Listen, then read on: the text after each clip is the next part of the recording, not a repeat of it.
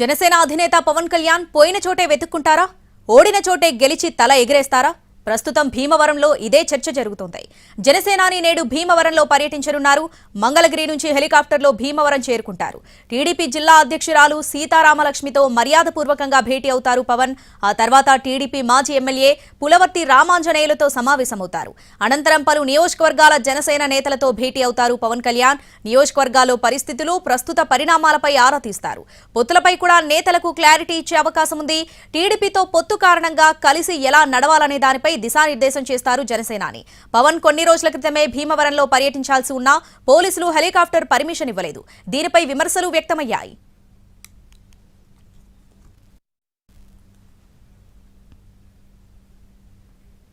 రైట్గా పూర్తి అప్డేట్స్ మా ప్రతినిధి మల్లికార్జున్ లైవ్ లో అందిస్తారు. మల్లికార్జున్, భీమవరం నుంచి పవన్ కళ్యాణ్ పోటీ చేసే అంశంపై ఈ రోజు స్పష్టత వచ్చే అవకాశం ఉందా? డీటెయిల్స్ ఏంటి?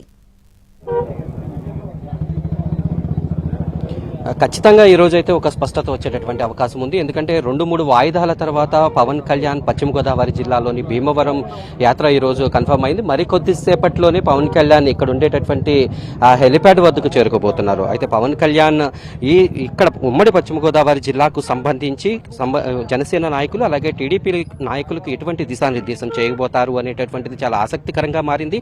2019 ఎన్నికల్లో భీమవరం నుంచి పోటీ చేసినటువంటి పవన్ కళ్యాణ్ 2వ స్థానానికి పరిమితమయ్యారు. అయితే ఇప్పుడు జరుగుతున్నటువంటి తాజా పరిణామాల నేపథ్యంలో పవన్ కళ్యాణ్ భీమవరం నుంచి పోటీ చేస్తారు అనేటటువంటి స్పష్టతను ఇప్పటికైతే పార్టీ నాయకులు చాలా స్పష్టంగా చెబుతున్నారు. కానీ దీనిపైన జనసేన అధినేత మాత్రం చాలా క్లారిటీ ఇవ్వాల్సినటువంటి అవకాశం ఉంది. ఈ రోజు భీమవరం ఆయన వస్తున్నటువంటి నేపథ్యంలో ప్రస్తుతం జిల్లా అధ్యక్షురాలుగా ఉన్నటువంటి తోటా సీతారామలక్ష్మితో పాటు 2 సార్లు గతంలో ఎమ్మెల్యేగా పనిచేసినటువంటి పులవర్తి రామాంజనేయులను కూడా ఆయన కలవబోతున్నారు.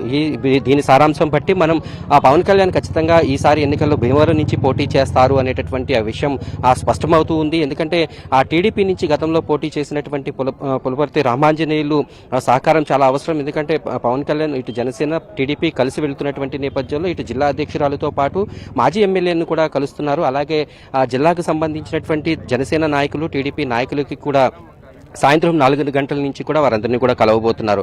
గతంలో కొద్ది రోజుల క్రితం వారాహి యాత్రను కూడా భీమవరంలో చాలా విజయవంతం చేశారు. అప్పట్లో తనని భీమవరం నుంచి ఓడించారు. అయినప్పటికీ తనకు బాధ్యత లేదని ఈసారి మాత్రం తనని గెలిపించాలి అనేటటువంటి ఒక విషయాన్ని కూడా ఆయన స్పష్టం చేశారు. ఈ నేపథ్యంలో పవన్ కళ్యాణ్ టూర్ ఇప్పుడు చాలా ఆసక్తి అనేది రేపుతూ ఉంది. జిల్లా వ్యాప్తంగా కూడా దీనిపైనే చర్చ సాగుతుంది. ఎందుకంటే ఉమ్మడి పశ్చిమ గోదావరి జిల్లాలో దాదాపు 6 నుంచి 8 సీట్లను జనసేన ఆశిస్తూ ఉంది. ఇందులో ఏ సీట్లను తమ పార్టీ తీసుకోబోతోంది, ఏ సీట్లను టీడీపీ త్యాగం చేయబోతోంది అనేటటువంటి ఒక విషయాన్ని కూడా చాలా స్పష్టత వచ్చేటటువంటి అవకాశం ఉంది. ఇప్పటికీ ఆ సీట్లు కోల్పోయేటటువంటి జనసేన నాయకులైనప్పటికీ టీడీపీ నాయకులైనప్పటికీ కూడా సమన్వయంతో ఏ విధంగా ముందుకు వెళ్ళాలి అనేటటువంటి ఒక దిశానిర్దేశాన్ని చేయబోతున్నారు. భవిష్యత్తులో భీమవరం నుంచే పవన్ కళ్యాణ్ తన కార్యక్రమాలను కొనసాగించేందుకు ఇప్పటికే తన క్యాడర్కి ఒక దిశానిర్దేశం చేసినట్టుగా మనకు తెలుస్తోంది. ఇక్కడి నుంచే ఇప్పటి వరకు కళ్యాణ మండపాల్లో ఆయన కార్యక్రమాలు అనేవి కొనసాగిస్తూ ఉన్నారు. భవిష్యత్తులో ఇక్కడ ఆయన పార్టీ కార్యక్రమాలతో పాటు ఇతర మీటింగ్లు వాటిని నిర్వహించేందుకు ఒక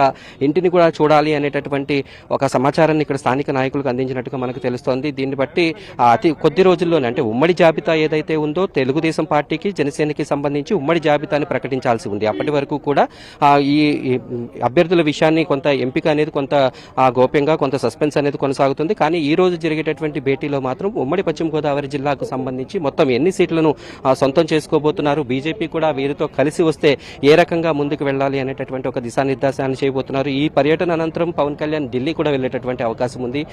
పవన్ కళ్యాణ్ ఢిల్లీ వెళ్ళి వచ్చిన తర్వాత పొత్తులపైన కేవలం టీడీపీ జనసేన మాత్రమే కలిసి వెళ్తారా, బీజేపీతో కలుపుకుని వెళ్తారా అనేటటువంటి విషయంలో కూడా పూర్తి క్లారిటీ అనేటటువంటి వచ్చేటటువంటి అవకాశం ఉంది. మనకున్నటువంటి సమాచారం మేరకు ఇప్పటి వరకు కూడా జనసేనతో పాటు ఇక్కడ బీజేపీ కూడా కొన్ని సీట్లను జిల్లాకు సంబంధించి 2 సీట్లను ఆశిస్తూ ఉంది. ఈ నేపథ్యంలో పవన్ కళ్యాణ్ ఎక్కడెక్కడ బీజేపీని సమన్వయం చేసుకుంటారు, ఎక్కడ టీడీపీని ఒప్పిస్తారు అనేటటువంటిది చాలా సస్పెన్స్ గా మారింది. ఇప్పటికే జిల్లాలోని 6 సీట్లలో అభ్యర్థులు సిద్ధంగా ఉన్నారు. ఉంగుటూరుతో పాటు భీమవరంలో పవన్ కళ్యాణ్ పోటీ, అలాగే నర్సాపురం తణుకులో కూడా అభ్యర్థులు సిద్ధంగా ఉన్నట్టుగా మనకు తెలుస్తోంది. తాడేపల్లిగూడెం కూడా ఇప్పటికీ అక్కడ గతంలో కూడా పోటీ చేసి ముఖ్యంగా నర్సాపురం పార్లమెంటు పరిధిలో అన్ని చోట్ల కూడా 15,000 కంటే కూడా ఎక్కువ ఓట్లు ఇక్కడ జనసేన పార్టీకి పడ్డాయి. సింగిల్ గా వెళ్ళినప్పటికీ కూడా అన్ని ఓట్లు రావడంతో ఆయా సీట్లను ఖచ్చితంగా వదులుకునేటటువంటి విషయంలో అయితే లేదు. అలాగే వారాహి విజయయాత్రలో కూడా పవన్ కళ్యాణ్ ఒకటే స్పష్టం చేశారు, ఉమ్మడి గోదావరి జిల్లాల్లో అధికార పార్టీకి ఒక్క సీటు కూడా రానివ్వను అనేటటువంటి ఒక విషయాన్ని స్పష్టం చేశారు. ఇప్పుడు అదే విధంగా ఆయన అనుకున్న లక్ష్యం సాధించాలి, అలాగే గతంలో ఓటమిని ఎదుర్కొన్నటువంటి భీమవరం నుంచి మళ్ళీ పోయిన చోట తాను వెతుక్కోవాలంటే ఖచ్చితంగా ఇక్కడి నుంచి పోటీ చేయాల్సినటువంటి అవసరం ఉందని పార్టీ నాయకులైతే పట్టుపడుతూ ఉన్నారు. అలాగే పవన్ కనుక భీమవరం నుంచి పోటీ చేస్తే ఇటు గోదావరి జిల్లాల్లో పోటీ చేసేటటువంటి జనసేన టీడీపీ నాయకులకి ఆయన చాలా బలం చేకూరుస్తారు అనేటటువంటిది ఇక్కడ ఉన్నటువంటి నాయకులు అయితే భావిస్తున్నారు. ఎందుకంటే తన పార్టీ అభ్యర్థులను ప్రతి ఒక్కరిని గెలిపించుకోవాల్సిన బాధ్యత ఆయన పైన ఉంటుంది కాబట్టి ప్రతి ఒక్క నాయకుడికి ఆయన ప్రచారం చేస్తారు అనేటటువంటి విషయం అయితే ఇప్పటికే ఆ పార్టీ నాయకులు స్పష్టం చేస్తున్నారు. Shravani. Right Mallikarjun, thanks for the updates.